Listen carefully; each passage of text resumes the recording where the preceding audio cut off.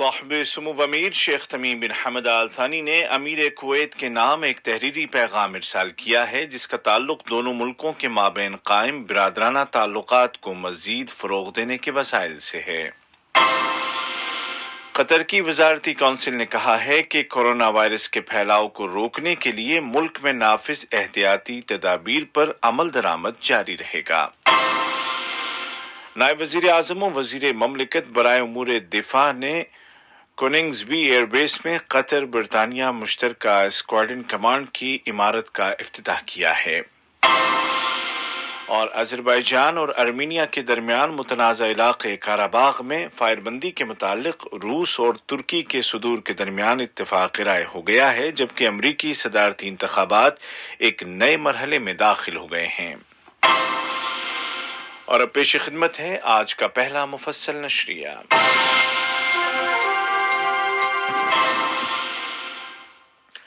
بسم اللہ الرحمن الرحیم۔ صاحب سمو امیر شیخ تمیم بن حمد آل ثانی نے امیر کویت شیخ نواف الاحمد الجابر الصباح کو دونوں ملکوں کے درمیان قائم برادرانہ تعلقات کو مزید مستحکم کرنے کے ذرائع کے متعلق ایک تحریری پیغام ارسال کیا ہے۔ نائب وزیر اعظم و وزیر خارجہ شیخ محمد بن عبد الرحمن آل ثانی نے ایک ملاقات کے دوران یہ خط ان کے حوالے کیا۔ ملاقات کے آغاز میں نائب وزیر اعظم و وزیر خارجہ نے امیر کویت کو صاحب سمو امیر کی جانب سے خیر سگالی کا پیغام پہنچایا۔ نائب وزیر اعظم و وزیر خارجہ نے کویت کے ولی عہد شیخ مشعل الاحمد الجابر الصباح کے ساتھ ملاقات کی اور دو طرفہ تعلقات کے علاوہ مشترکہ دلچسپی کے متعدد امور پر تبادلہ خیال کیا۔ اسی طرح نائب وزیر اعظم و وزیر خارجہ شیخ محمد بن عبد الرحمن آل ثانی نے کویت کے وزیر اعظم شیخ صباح خالد الحمد الصباح اور وزیر خارجہ شیخ ڈاکٹر احمد ناصر المحمد الصباح کے ساتھ الگ الگ ملاقات کی اور اہم امور پر بات چیت کی۔ قطر فاؤنڈیشن کی چیئرپرسن شیخہ موزہ بنت ناصر نے ویڈیو کانفرنسنگ کے ذریعے منعقد کی گئی تقریب امپاورنگ انوویشن میں شرکت کی۔ اس تقریب کا اہتمام قطر فاؤنڈیشن کے division industry development and knowledge transfer نے کیا تھا، جس کے دوران ریسرچ اور انوویشن کے میدانوں میں ادارے کی کامیابیوں کا جائزہ لیا گیا۔ تقریب کے دوران انوویٹرز کے درمیان انعامات بھی تقسیم کیے گئے۔ یہ تقریب ایسے وقت میں منعقد کی گئی ہے جب قطر فاؤنڈیشن کے قیام اور معاشرے کی ترقی اور تعلیم و تعلم کے کلچر کو عام کرنے میں اس کی قیادت کے 25 سال منائے جا رہے ہیں۔ وزیر اعظم و وزیر داخلہ شیخ خالد بن خلیفہ بن عبدالعزیز آل ثانی کی صدارت میں کابینہ کا معمول کا اجلاس بلایا گیا، جس کے دوران فیصلہ کیا گیا کہ کورونا وائرس کے پھیلاؤ کو روکنے کے لیے ملک میں نافذ احتیاطی اقدامات پر عمل درآمد جاری رکھا جائے گا۔ وزیر اعظم کی جانب سے وزارتوں، اداروں اور سرکاری محکموں کو اسٹریٹجک منصوبے پیش کرنے کی ہدایات کے ضمن میں وزیر تعلیم و اعلیٰ تعلیم نے اپنی وزارت کا تفصیلی اسٹریٹجک پلان پیش کیا، جس میں وزارت کی سن 2022 تک کی حکمت عملی اور پروگرامز بتائے گئے۔ بعد ازاں کابینہ نے ایجنڈے پر درج دیگر موضوعات کا جائزہ لیا اور ان کے متعلق مناسب فیصلے صادر کیے۔ نائب وزیر اعظم و وزیر مملکت برائے امور دفاع ڈاکٹر خالد بن محمد العطیہ اور برطانیہ کے وزیر دفاع جناب بن والیس نے انگلینڈ کے کوننگزبی ایئر بیس میں قطر برطانیہ مشترکہ اسکواڈرن کمانڈ کی عمارت نمبر 12 کا افتتاح کیا۔ افتتاحی تقریب کے دوران فوجی پریڈ کے علاوہ ٹائفون جنگی جہاز نے مشترکہ پروازیں بھریں۔ تقریب کے اختتام پر نائب وزیر اعظم و وزیر مملکت برائے امور دفاع نے برطانوی وزیر دفاع کے ساتھ مشترکہ دلچسپی کے اہم فوجی معاملات اور دیگر علاقائی اور بین الاقوامی امور پر تبادلہ خیال کیا۔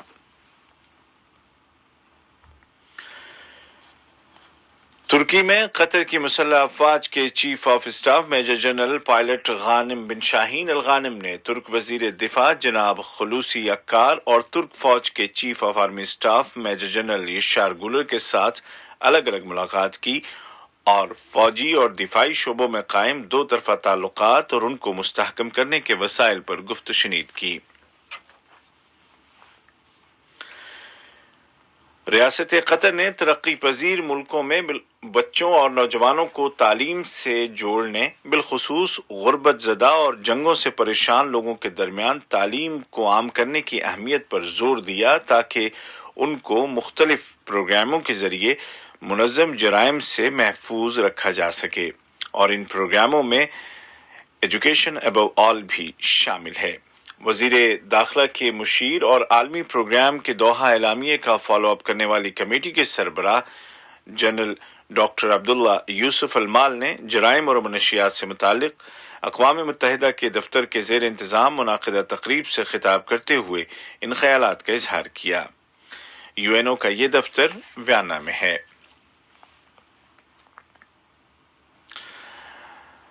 ریاست قطر غیر ساحلی ترقی پذیر اور کم ترقی کرنے والے ملکوں اور ترقی پذیر چھوٹے جزیروں کی سپورٹ میں پیش ہے اور ایک اسٹریٹجک پارٹنر ہے۔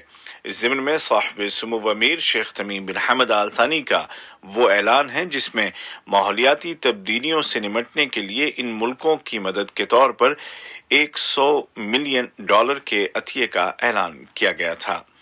اقوام متحدہ میں قطر کے مستقل وفد میں سیکنڈ سیکریٹری جناب احمد بن سیف الکواری نے جنرل اسمبلی کے معاشی اور مالیاتی امور کی کمیٹی کے سامنے تقریر کرتے ہوئے قطر کے موقف کو پیش کیا۔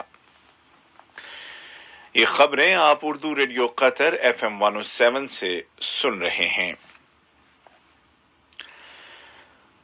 قطر نے ایگزیبیشنز کے بین الاقوامی دفتر کی ایگزیکٹو کمیٹی کے اجلاس میں شرکت کی ہے۔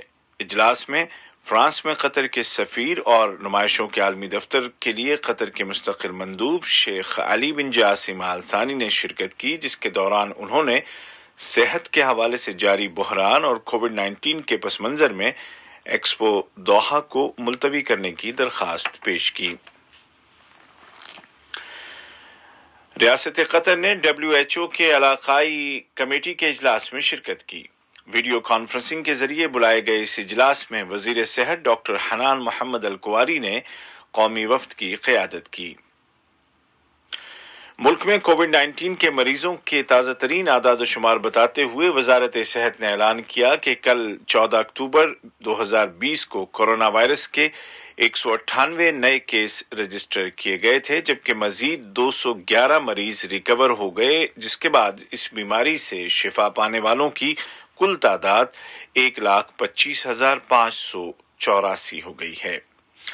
ادھر عالمی سطح پر کووڈ-19 سے متاثر ہونے والوں کی مجموعی تعداد 38.5 ملین سے زیادہ ہو گئی ہے اور متعدد ملکوں نے نئے اقدامات کا اعلان کیا ہے۔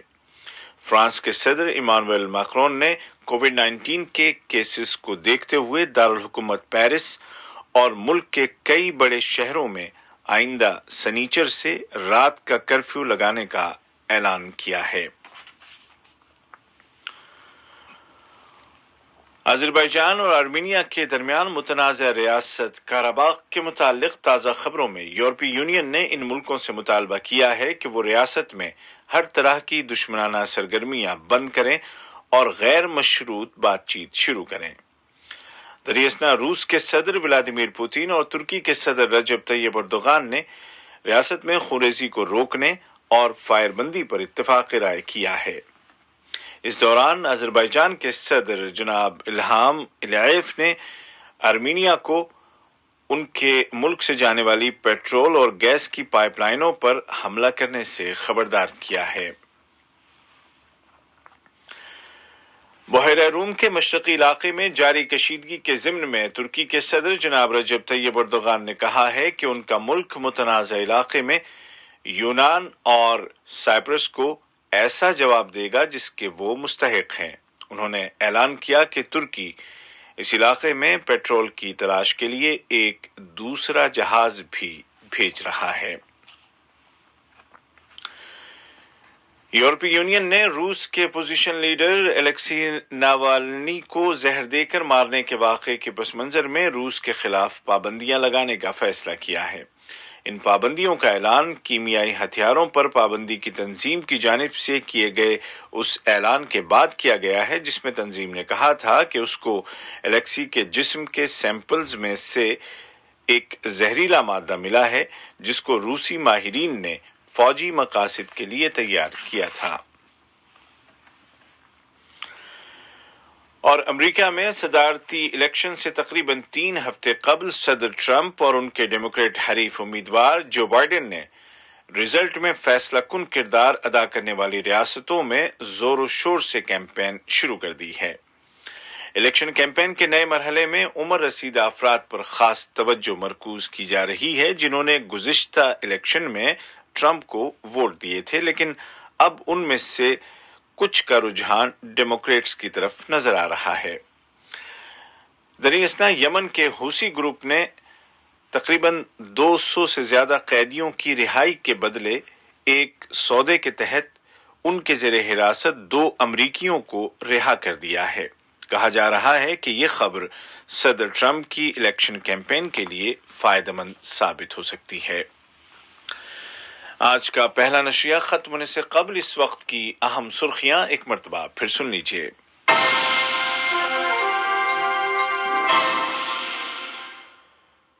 صاحب سمو امیر شیخ تمیم بن حمد آل ثانی نے امیر کویت کے نام ایک تحریری پیغام ارسال کیا ہے جس کا تعلق دونوں ملکوں کے مابین قائم برادرانہ تعلقات کو مزید فروغ دینے سے ہے۔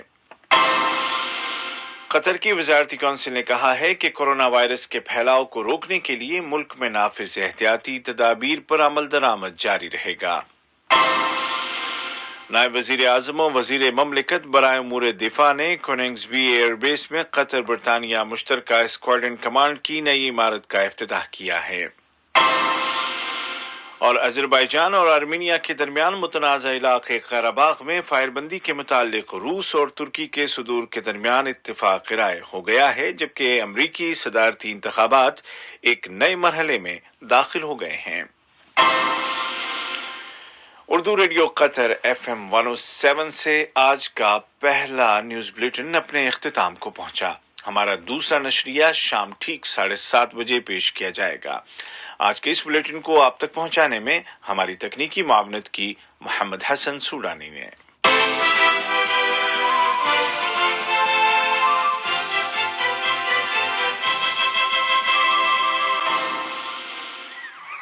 بچوں کی دنیا۔